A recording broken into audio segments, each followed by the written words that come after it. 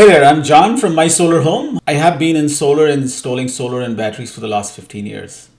So this video, I'm going to address 50 of the most commonly asked questions in solar. Question number one, how do solar panels actually work? Solar panels are installed on your roof, or sometimes they can be installed on the ground too. Solar panels are basically 6 feet by about 3 feet each, and you need 15 to 20 panels for a small home. When the sunlight falls on them during the daytime, the silicon chips which are inside these solar panels, they convert sun's energy into DC direct current. DC current is not something that you and me we use regularly in our homes. In addition to your solar panels, you need something known as an inverter, which converts that DC current into AC current. So there are different types of inverters. There are some which you put on the side of your wall. They're usually known as string inverters. There are some which you put under each panel. They're known as microinverters. For homes, it's usually better to go with the microinverters, or the second type is known as optimizers with inverters. So I have other videos in the channel about them, and there's a link below in the description. But basically, solar panels capture the energy of the sun, transforms into DC current. The DC current is then transformed into AC current, goes into your home. You use it across your home, running your lights, your devices, your TV, etc. But usually during the daytime, the solar panels are making more energy than you need in the home. So the energy which is in excess actually goes out of your home and it goes to the grid, to your electric company. This is where things get interesting. In different states, they handle this electricity differently. Net metering is referring to how the excess energy from your solar system is handled by the electric company. During the day, your solar is making more energy than you use. The excess power is going to the electric company. When you get 100% credit for the energy that you send to the electric company or the grid, you have true net metering.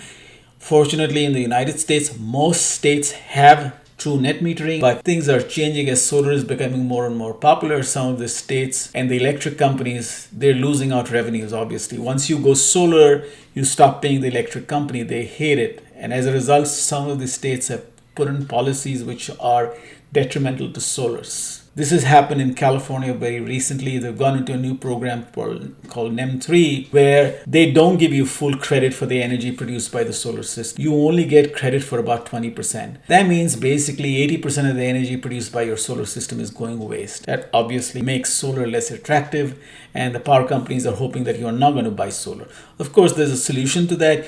You should buy solar with batteries, and I'll be making another video about that for California's NEM3 customers and what they can do to mitigate this danger. One of the reasons that solar is successful in the US is because the electric companies give you credit for the energy produced by the panels. If they didn't give you credit, you would lose most of the energy because you don't use the energy at the time it's produced. You need the energy more in the evening when you're back at home watching TV and Netflix, whatever. And at that point of time, the sun's not shining.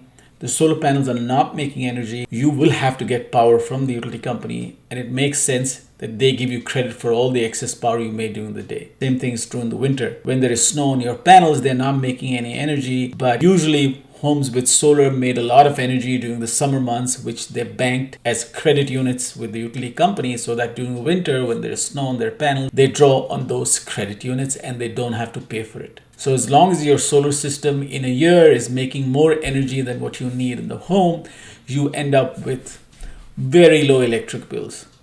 Now, do your electric bills go down to zero after you go solar? No, they don't go down to zero, but they can go down to $5 or $10 a month very easily. Most electric bills have a fixed component in their electric bills, which is maybe $5, $10 at the max. The rest is all dependent on usage. So how does solar actually save me money? There are three ways in which solar saves you money. One is, once you go solar, your electric bill disappears. So, maybe you're saving $200 a month or $190 a month. It's a big saving over the years. You can save 50, 60, 70 grand on electric savings by going solar. That's one. Number two, if you buy your system, you get tax credits from the federal government. They actually reduce the amount of federal income taxes you need to pay. They give you 30% of the cost of the system back. You can get it back as a refund, and it doesn't depend on how much money you earn. If you're paying a lot of taxes or no taxes, federal tax credit is yours, 30% of the cost of the system, as long as you pay taxes. They don't look at your income. You could be low income, high income, it doesn't matter. But if you're paying federal income taxes, you can get 30% of the cost of the system back as a tax refund after you install solar. That's saving number two. You get a chunk of money back from the federal government against your taxes once you go solar. Number three, many states have got their individual solar incentive programs. Some of these programs are known as RECs, Solar Renewable Energy Credits. Some have got property tax rebates. Some have got state income tax rebates. I have videos on my channel about different solar programs for different states. Check them out. So the solar save you money. Yes, you take a loan and buy your system, or if you buy your system with cash, you will definitely save money by going solar. There's a third way of going solar, which is a solar lease. Now, if you do a solar lease, you can still save money, but you got to be careful. There are a lot of solar leases which are sold by unscrupulous solar salesmen, which start out with a saving proposition that in the first few years you save money, but later on as time goes by, they become more and more expensive and you end up saving less, or maybe after 10-15 years not saving at all. Now the solar lease is very good for you if you are not paying any taxes. For example, if you're on Social Security, or for some reason you don't pay taxes here, you should go for the solar lease, but go for a lease which is a fixed price every month for the next 25 years. These are called fixed price PPAs. Your price doesn't go up. As long as you are locked into a nice rate which gives you savings, solar lease or a fixed rate solar PPA is a very, very good proposition. Again, I have a video devoted to this on my channel. So those are the three ways in which you go solar. Solar purchase, solar loan, or solar lease. Depending on your preference, you can go solar with either of those three modes, and all of them can save you money. But like everything else in life, you got to be a little careful when you're doing this. If you buy the solar, you got to make sure you pay a good price for it. I mean, if somebody comes to you and sells you solar at 3 times the price of the market, then you will not make any money. Now, folks who are watching this video are obviously doing some research before going solar, and all of you will definitely save money before going solar because you're going to make sure you pay the right prices and you don't get scammed. There are folks out there who are trying to scam you and make money off you from solar, but if you're careful, you will definitely save a lot of money going solar. Another question I keep getting asked is, how many solar panels do I need? Before you actually go out and make your solar purchase or your lease purchase, it makes good sense to find out how many panels do you actually need. The calculation is quite simple. I'm not going to go into it in this video. See a link below, and one of my most popular videos shows you how to calculate how many solar panels you need. People keep asking me, which solar panels should I buy? Top solar panel brands include SunPower, REC, Solaria, QCell, Tesla, Panasonic, Aptos, Silfab. Check my top 10 and top 5 videos to learn more about the best solar panels. So the other question I keep getting asked is, what kind of inverter should I buy? Choose either an Enphase microinverter or a Solar Edge optimizer for your system. Do not go for string inverters. They usually end up giving you bad performance. They don't last as long. Their warranties are poorer, and over time their performance degrades way more than the other two technologies. Should you be buying solar panels made in China? Now, some of the largest solar panel manufacturing companies are in China. They do make exceedingly good panels. So yes, buying a Chinese made solar panel is not a disaster. You can get something which is very good. The only risks with buying Chinese panels are the relationships between the US and China are not at their best right now. God forbid something happens and you have tariffs put on these panels, or something goes wrong with the relationship with China. It's safer for us to look at getting things which are made in the US or closer to the US, Europe, etc. So I would advise in the current scheme of things not to look at Chinese panels. Stick with US made or European made solar panels. Should you wait for new and better solar panels or new and better solar inverter technologies? And the answer really is no. Solar panels are not like your iPhones where the technology changes every year. If you're thinking of going solar, go for it now. Things are not going to change dramatically in the next few years.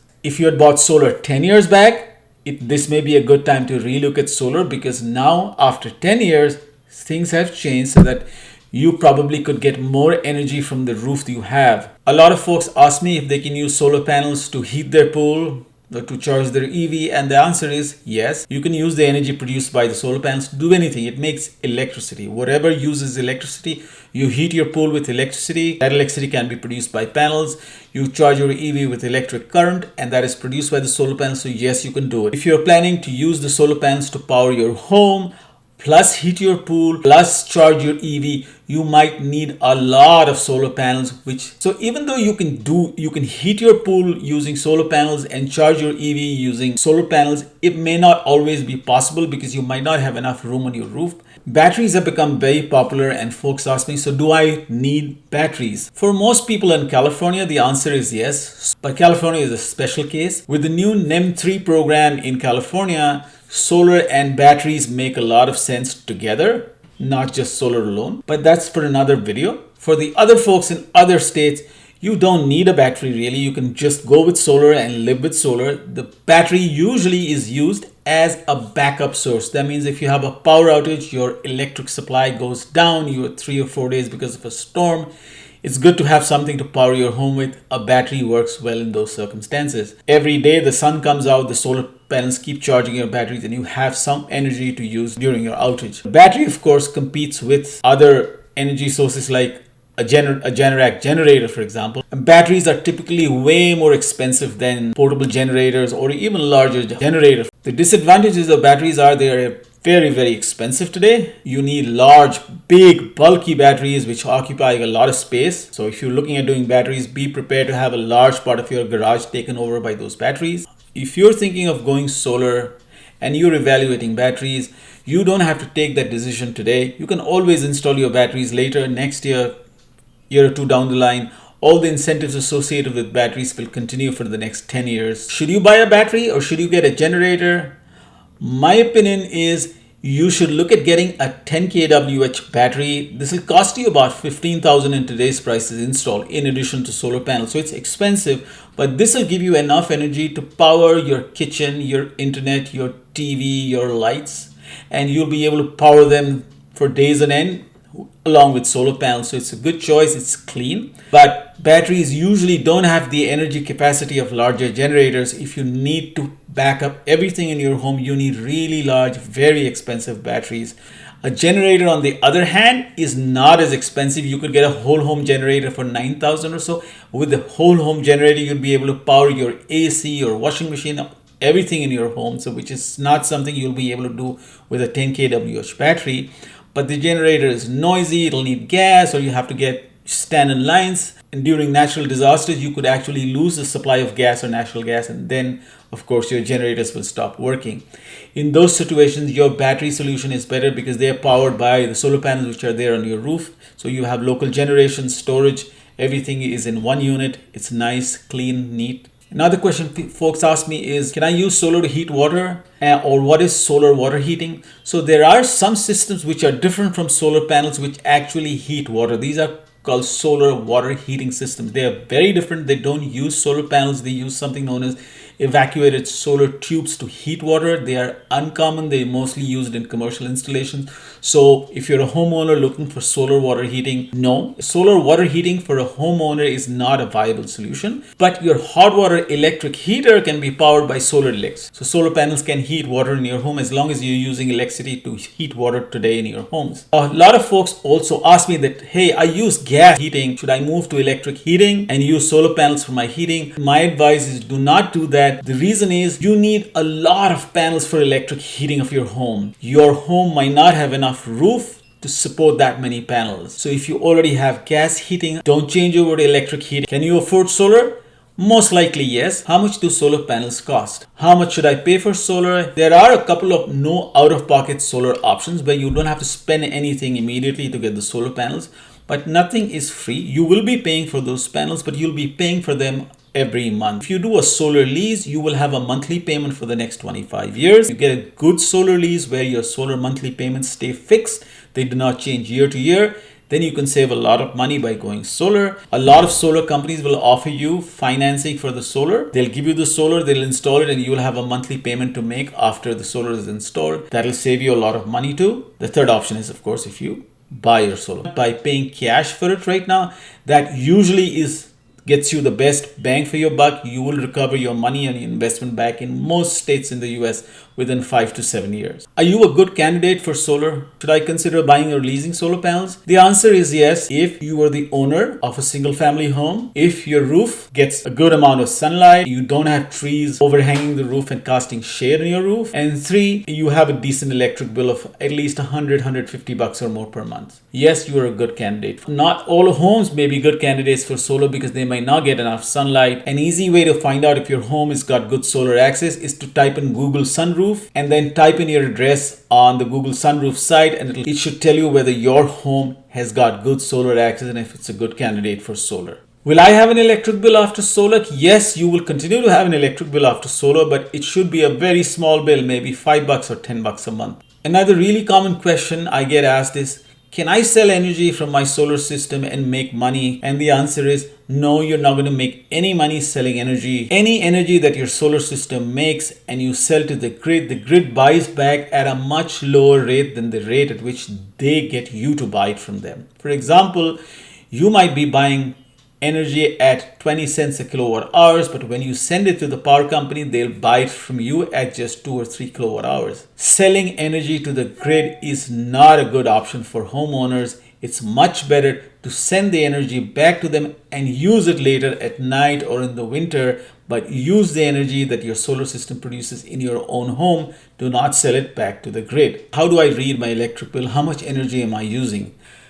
When you buy electricity, paying for electricity in units known as kilowatt hours or kWh. Every month, a home could use between 300 to 2,000 or 3,000 kilowatt hours. Electric companies charge you per kilowatt hour, just like you pay for gas price per gallon. When you buy electricity, you're paying per kilowatt hours. And it's usually 10, and in states like California, it might be 30 or 42. To find out how much energy you're using in your home, you can find it from your electric bill. Some electric bills actually give you your consumption for that particular month as well as for the last 12 months. Many electric bills are very confusing. The best way to actually find your consumption is to call your electric company and ask them how much energy did I consume in the last 12 months. Now, what is the difference between kilowatt hours and kW?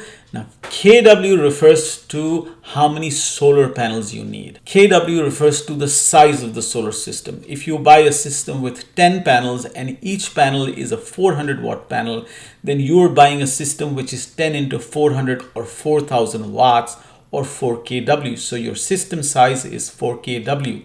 Now, those 10 panels in California might in a year produce 7 or 8,000 kilowatt hours of energy. So you see the difference here. Your system size in kilowatt, 4 kilowatts, producing energy in kilowatt hours. A 4 kW system producing 8,000 kilowatt hours of energy. The same 4 kW system in New Jersey might just produce 6,000 kilowatt hours because you get less sunlight in New Jersey. So there is a big difference between kilowatt and kilowatt hours. Your electric bill shows you your usage in kilowatt hours. If you use 10,000 kilowatt hours in a year, you have to buy enough panels or enough kW to generate 10,000 kilowatt hours. For example, in Jersey, if you need 10,000 kilowatt hours, you might need an 8 kW or an 8,000 watt solar system. Do solar panels impact property values? Absolutely. Solar adds value to your home. What happens if I buy solar and I sell my home? If you sell your home, you're likely to get a higher price than you have with a home without solar. Even if you have a home with a lease, selling homes with solar is not a problem at all. Many homeowners sell their homes with solar, move to a new home and get solar panels on the new home too. And if you have state incentives, many states allow you to keep the incentives from your old home and your old solar panels when you move to the new home. Now, will solar panel prices fall? Should I wait? I don't have a crystal ball, but based on my experience in the last 15 years, solar prices have stopped falling in the last 4 or 5 years.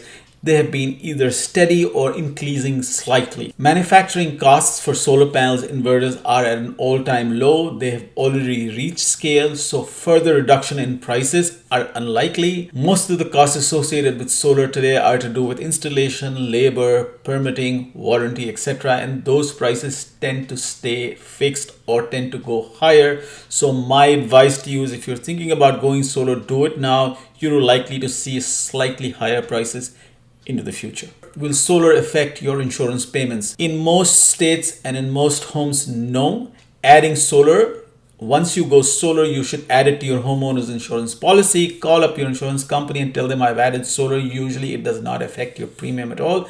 The worst case, they might charge you to 20 to 30 bucks extra over the years. The only exception is Florida, where they have a system size limitation that if you buy a system which is more than 10.78 kW, you have to get a $1 million umbrella policy for your home.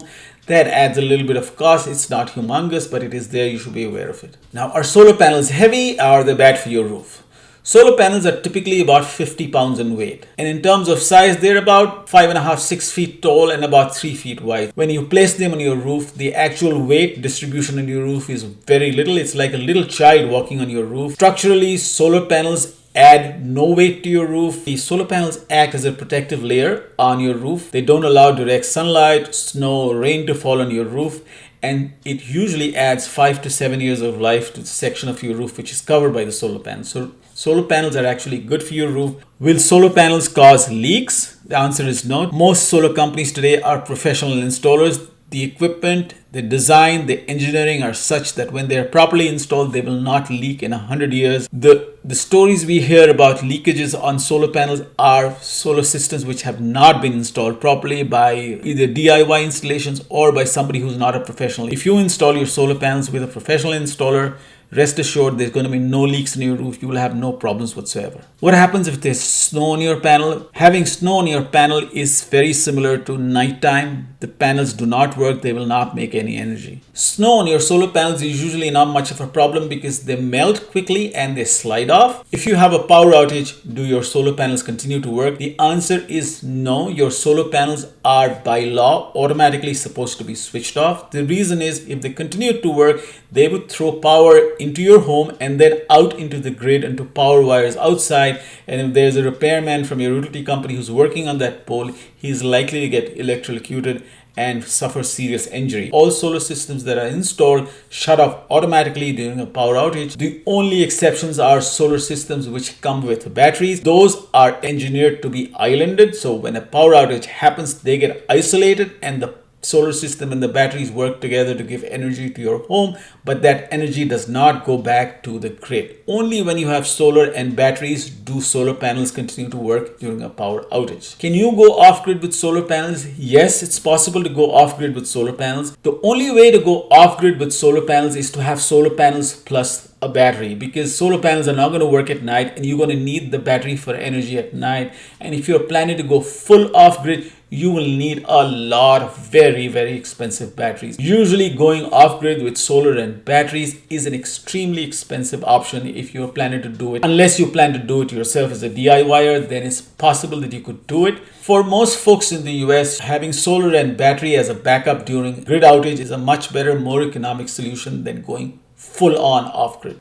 Ground mounts are a great alternative if you have enough room. However, there are a couple of problems with ground mounts. They're a little more expensive than roof mount systems to install. So one is the expense. Number two, the distance of the ground mount from your home. That makes a huge difference because you have to do trenching from the ground mount to your roof to connect to your main panel. If you're 150, 200 feet away, then that adds a prohibitively high cost of trenching, plus of course the cost of the ground mount. But if you have ground mount systems which are within 50 to 150 feet of your home and you have a nice area which is sunny, then it's an option you should look at. In most states in the US, it takes between 2 to 5 months to install solar. A typical solar installation has got a lot of steps. You have to get approval from the state, you have to get approval from the utility company, from your township, and you have to get inspections done when your solar is installed to make sure everything is installed according to code. And once everything is done, installation is done, you get a certificate of approval from your township. You have to send that over to the electric company, who then finally issues something known as a permission to operate, or a PTO. So from the day you sign up to getting that PTO, in most states could be anywhere from 2 to 4.5, 5 months. One of the easiest ways to find your installer is to go on Google and search for solar installers near me, and you'll get a bunch of companies who do solar near you. When you're going solar, you have two options of looking for installers. Either you do with a local installation company or you do it with a nationwide installer. I am a little biased towards nationwide installers, primarily because they tend to stay in business longer. Local solar companies have got better prices. They do very good work, but they have a tendency to go out of business in 5 to 7 years, leaving you in the lurch. Remember, a solar system is a long-term investment. It's going to be there for the next 25, 30, 40 years. It is so much better to have a solar company who's also likely to live that long. Usually the nationwide solar companies are better at staying alive for a longer period of time. I work with partner companies who install solar across the US. If you're interested in solar, write to me, call me, and I will be able to give you a solar quote. Solar shingles from Tesla and solar shingles from Generac, they make a lot of news, but I would stay away from them. Solar shingles are very, very difficult in terms of the technology behind them. The difference between solar panels and solar shingles is the number of solar shingles that you need on your roof. You could have a solar panel system with 20 panels, and to have the same amount of energy being produced from your solar shingles, you might need 200 solar shingles. Now you have 200 possible points of failure. And remember, everything is interconnected. It is very difficult to monitor those many solar shingles, make sure all of them are optimized and doing well. Even Elon Musk has not been able to crack it. The solar shingles from Tesla today are not being installed. They're backpedaling on them. Generac solar shingles. I have not had feedback about Generac solar shingles, but I am not too confident about that too. How long will your solar panels last? Solar panels are usually warranted for 25 years, so they're going to last for a long time. They could last for 35 to 40 years. Most solar companies give you a power guarantee of 85% of energy production after 25 years. So you still get 85% of what they're producing in year one after year 25 too. And some of the top panels like REC and Panasonic and SunPower give you a 92% energy guarantee after 25 years. Do I have to clean my solar panels? No. Fortunately, in the US, we don't have enough pollution that you don't have to clean your panels. Your panels need no care. You can leave them as is. They will continue to do well throughout the year, throughout the 25, 30-year lifespan. If your installer goes out of business, you will be in a lot of pain. The maintenance of your solar system does become more expensive. Solar panels normally are very little maintenance, but they do require maintenance every 3 or 4 years. You don't want to be paying $1,000, $1,500 every time you have trouble if your solar company goes out of business. That's why my advice to you is to go with large nationwide solar installers who's likely to be in business. If your company is in business, you have no trouble and no cost through the 25 years of your solar install. Can solar panels be recycled? Yes, after the 25 or 30 years, solar panels will be recycled. The recycling process is becoming better and better. It's not all that good right now, but it is way better than grid power, is way dirtier than the solar panel which we generate. So recycling solar panels is possible and it's a great idea. I hope you enjoyed the video. Please like and subscribe. Have a great day.